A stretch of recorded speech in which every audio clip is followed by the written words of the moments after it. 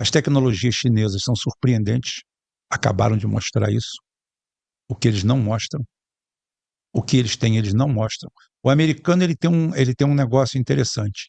Ele, enquanto. Não é uma crítica, é uma realidade. Estou falando da realidade. Eles adoram mostrar o que eles não têm através de animações, enquanto os outros escondem o que têm. Eles mostram o que não tem. Nós temos um avião de 5 mil, aí mostra uma animação da Pixar. Tá? Animação daqui, animação dali, aquela super animação, e isso, porque ele vai fazer isso. Tem quanto? Não, ainda nem foi para o laboratório, mas já tem aqui. Tá? E tome isso aí vai ser o futuro. Oh, vai ser o futuro? Que legal, que bacana. Ótimo, perfeito. Mas está quando operacional?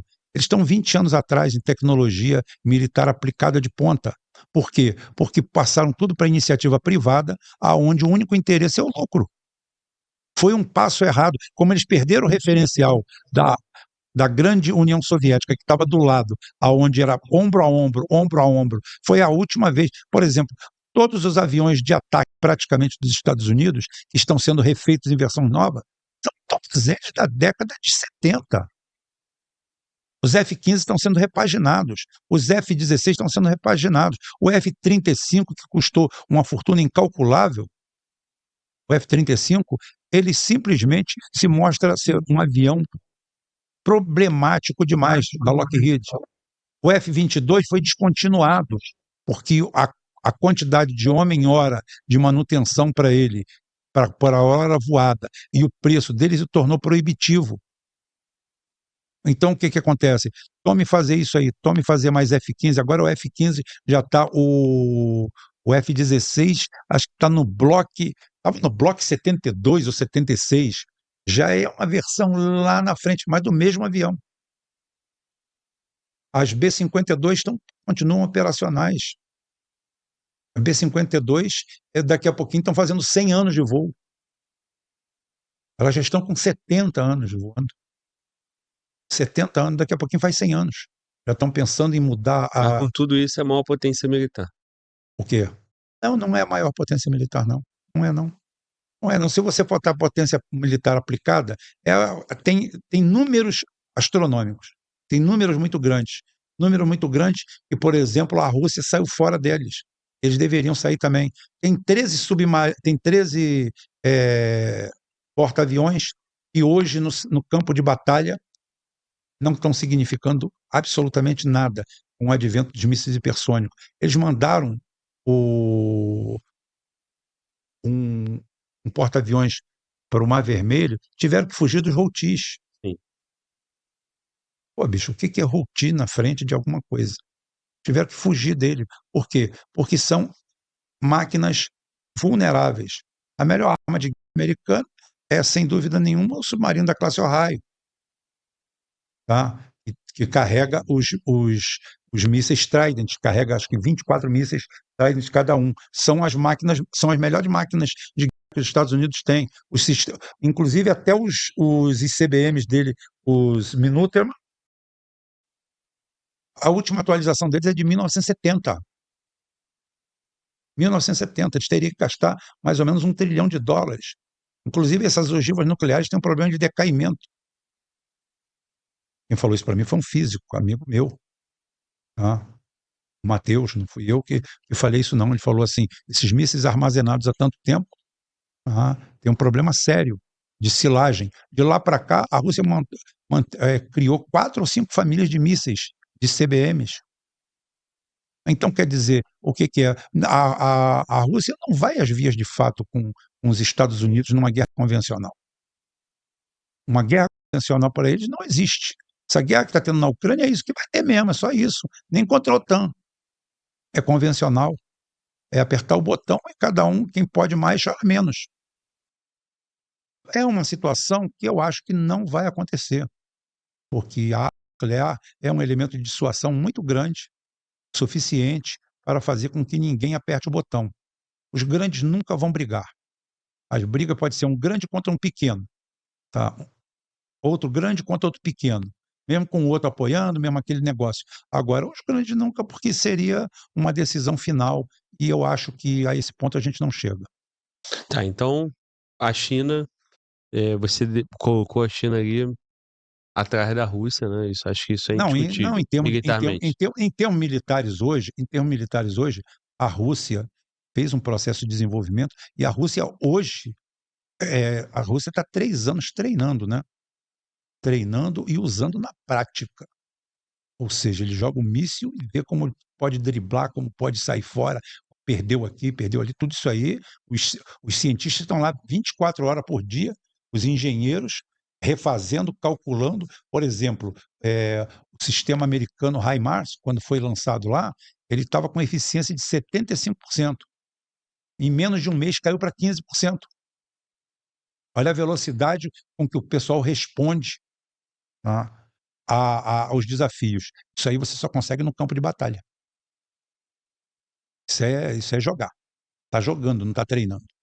Então, efetivamente, hoje a Rússia tem um exército bem apurado e com o material todo testado. O pessoal sabe como usar na prática. Não. Mas eu acho que, até porque, como eu falei, o Trump é mascate. O Trump está aí para fazer troca. Trump não está aí para fazer guerra, não.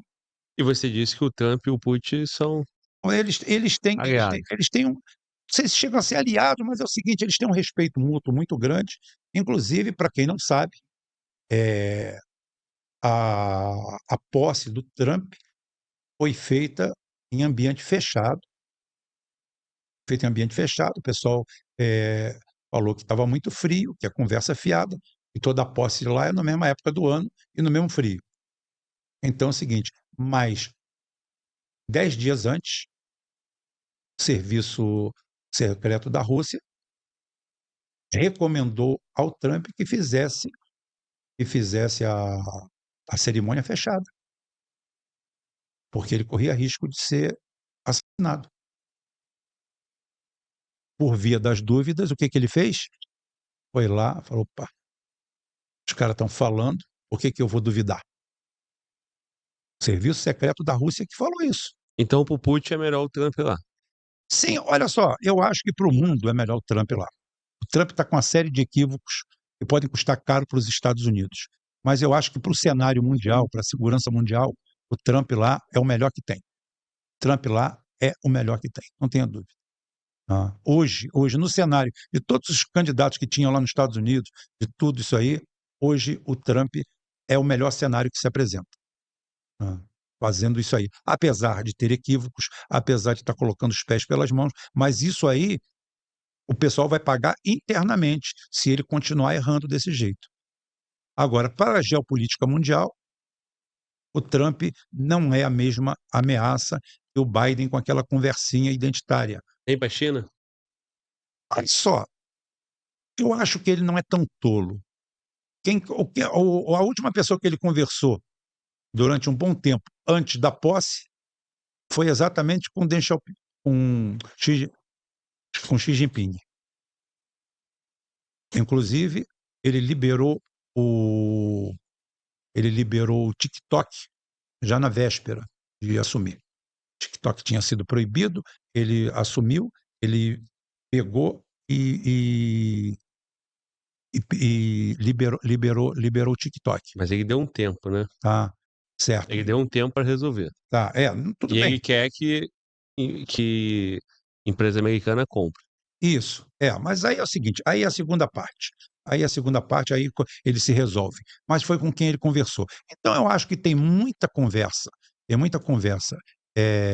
de boca para fora, e tem outras coisas que a realidade vai mostrar no dia a dia que é diferente. Que é diferente, que não dá para os Estados Unidos peitar. Não dá porque não tem condições hoje de peitar. A condição de A produção. China. Não dá para peitar a China. A China é o seguinte, você vai ter que fazer alguma coisa em paralelo com ela para se manter, para manter a sua estrutura, para reacender a sua indústria, fazer alguma coisa. Se você bater de frente, você vai se quebrar. Porque os caras se tornaram extremamente poderosos. Extremamente poderosos. Eles criaram, o Ocidente criou isso, a vontade de não trabalhar do Ocidente, a falta de disposição para o trabalho, tudo isso aí, apostaram tudo no dinheiro virtual e agora quebraram a cara. A realidade é essa. A gente não pode mudar isso. Maravilha. E aí, mano, Walter, concorda com essa realidade aí? O que o nosso Olha, chat e os nossos queridos espectadores aí, membros do canal, nossa audiência, a audiência do Ruben, né? Vamos chamar ele de Rubens?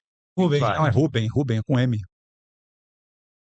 O querido Ruben, a audiência do Ruben tá mandando aí no superchat. O que que eles estão falando pra gente, cara? O camarada mandou o seguinte, o Damena J. Guardi, ele falou, cenário hipotético, se a Rússia virasse monarquia novamente, o que mudaria na geopolítica? Como enxergariam as monarquias dos outros países e OTAN? Como ficaria a situação? O grande problema é o seguinte: monarquia, como se a família real foi dizimada, acabou a árvore genealógica. É igual aquela história que fala assim: você é a favor da volta da família imperial para o Brasil? Assim, eu sou a favor, contanto que a família imperial seja minha, né? Então, eu sou a favor. É, o, hoje, o que pode acontecer é um sistema extremamente fechado na Rússia que vai lembrar o czarismo. Ah, mas eu acho que no cenário internacional não muda muito, não, porque a Rússia é um regime semiaberto.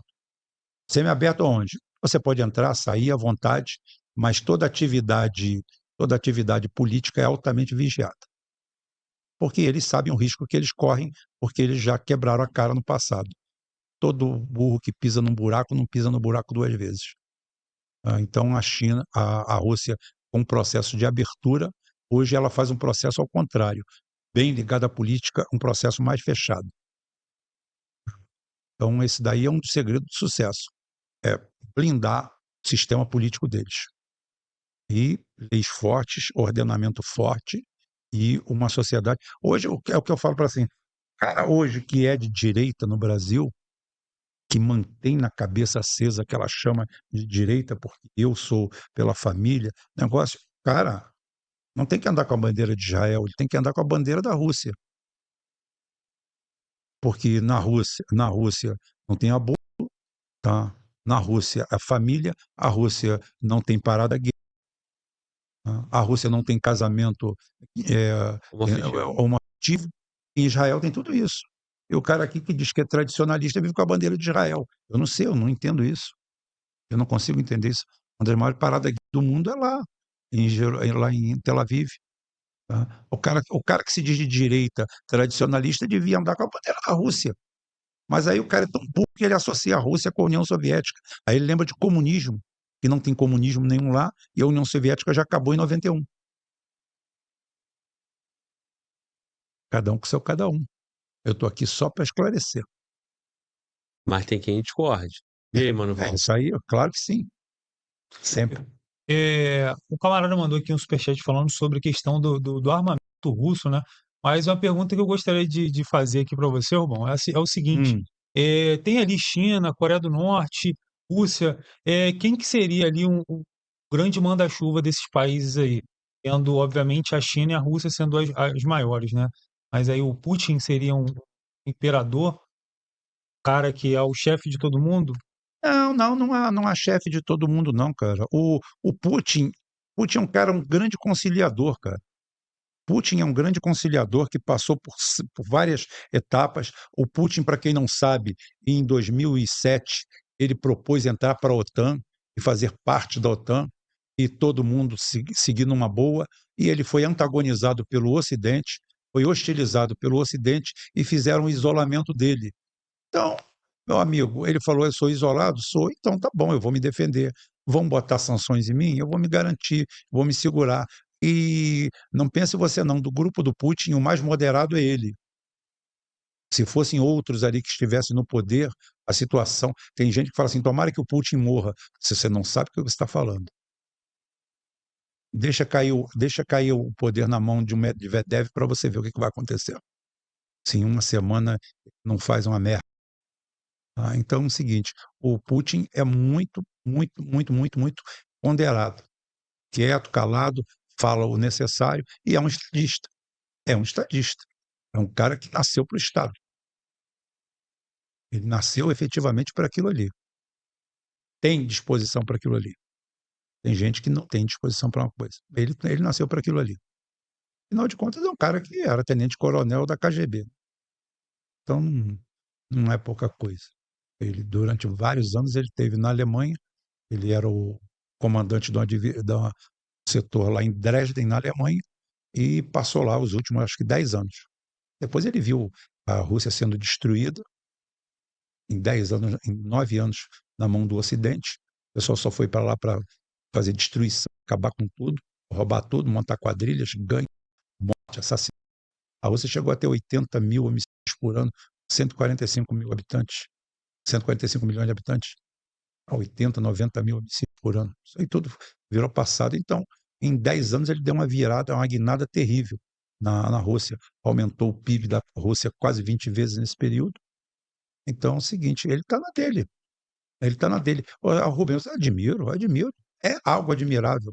É algo admirável. Como eu sempre falei, eu sempre admirei o Roosevelt também, o que ele fez. Eu admiro os homens que são capazes de, através de atitudes fortes, ter mudado a história de países. Os Estados Unidos estavam na bancarrota quando o Roosevelt entrou, e ele conseguiu virar isso aí. Ele conseguiu recuperar os Estados Unidos. Então, o que eu falo do Putin hoje, eu falo dele, são pessoas admiráveis. Agora, eu não sei se eu queria tomar um chopp com eles, eu não sei se eu queria tomar um uísque com eles, eu não sei se... Se tu for o presidente do Brasil, tu vai lá conversar com ele. Agora, resta saber se vai conversar com o Putin certo, né? Porque sim. tem mais de um Putin lá, não? Mas isso daí dizem que isso daí é uma coisa que dizem que para todo governador, para todo líder mundial é isso.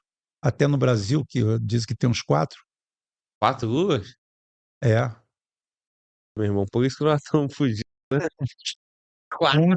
Um já é ruim, imagina 4. Tava preocupado só com uma. São 4. Tem gente... Imagina a reunião dos 4 que tomando decisão. Companheiro, uma branquinha. Rapaz... Mas brincadeira à parte, voltando pro Putin, cara, porque será, como é que é isso, né, cara? O encontro lá é com o Putin certo? É com o clone? Mas é o seguinte, aí eu falo assim, eu vou me encontrar com o Trump. É com o Trump certo ou com o Trump errado? Por quê? É porque não criaram essa clickbait, não criaram essa fake news em cima do Trump. Criaram em cima do Putin. O Putin ia morrer, o Putin estava com câncer terminal. Então tu não acredita em nada disso? Que não. Não tem clone, dublê, como é que é? Sósia? Sósia sempre existe. Não, mas como é que falam, cara? Por favor, equipe. Dublê mesmo, o pessoal chama de dublê. Dublê. O sósia. Não existe. Existe para segurança. Isso aí é Pô, então existe, Rubão, desculpa. Não. Se existe para segurança. Não, mas isso aí... Não para tratar de reuniões. Não, exatamente. Dizem que isso daí é uma prática comum. Todos os governos, o seu chefe de Estado, muitas vezes, em algumas ações, vão de longe, o caramba, passando. Tá numa visita. Aí você vai ver lá, não é o Trump, é um sósia dele. E eles botaram lá para fazer aquilo ali porque é mais seguro, caramba. Essa daí é uma das vertentes que se usam para grande chefe de Estado. Agora, essa história aí que tem 10 Putins, nada, essa conversa fiada.